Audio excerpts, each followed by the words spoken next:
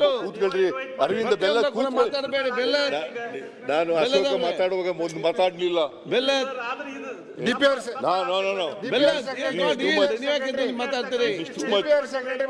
CC Patil ಅವರು ಯಾಕೆ ಮಾತಾಡ್ತಾರೆ? ಆಯ್ತು, ಅವ್ರು ಆಕ್ಷನ್ ಹೇಳ್ತಾರೆ, ನೀವ್ ಯಾಕೆ, ನಿಮ್ಗೇನು ಸಮಸ್ಯೆ? ಅವ್ರಿಗೆ ಆಕ್ಷನ್ ತಗೊಂಡು ಅವ್ರು ಹೇಳ್ತಾರೆ ಯಾಕೆ ತಗೊಂಡಿದ್ದೇವೆ ಅಂತ ಹೇಳಿ.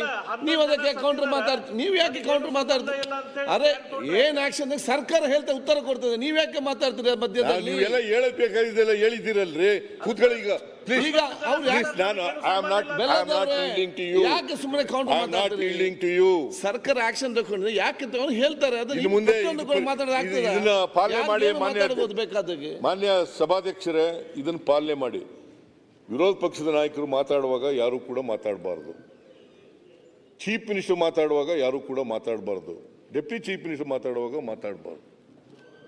ಮಾಡಿ ಹಂಗೆ ಮಾಡಿದೇವೆ ಆಲ್ರೆಡಿ. ಎರಡೂ ಕಡೆಯವರು ಮಾಡಲಿ. ನಾನು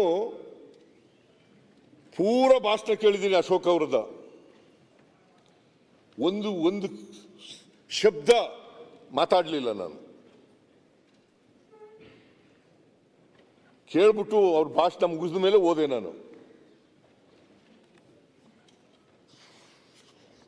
ಮಧ್ಯೆ ಹೇಳ್ತಕ್ಕಂಥದ್ದು ಅದು ಪ್ರಜಾಪ್ರಭುತ್ವದ ಲಕ್ಷಣನೂ ಅಲ್ಲ, ಸಂಸದೀಯ ವ್ಯವಸ್ಥೆಯ ಲಕ್ಷಣನೂ ಅಲ್ಲ. ನೀವು ಏನಾದರೂ ನನಗೆ ಡಿಸ್ಟರ್ಬ್ ಮಾಡಬೇಕು ಅಂತ ಅನ್ಕೊಂಡ್ರೆ, ಡಿವಿಯೇಟ್ ಮಾಡಬೇಕು ಅಂತ ಅನ್ಕೊಂಡ್ರೆ ನಿಮ್ಮ ಗ್ರಹಿಕೆ ತಪ್ಪು. ನಾನು ಡಿಸ್ಟರ್ಬು ಆಗಲ್ಲ, ಡಿವಿಯೇಟು ಆಗಲ್ಲ.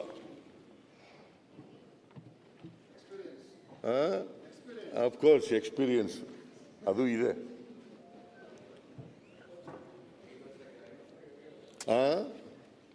ಯಾರಪ್ಪ ನಾನು 5 ವರ್ಷ ಗ್ಯಾರಂಟಿ ನಾನು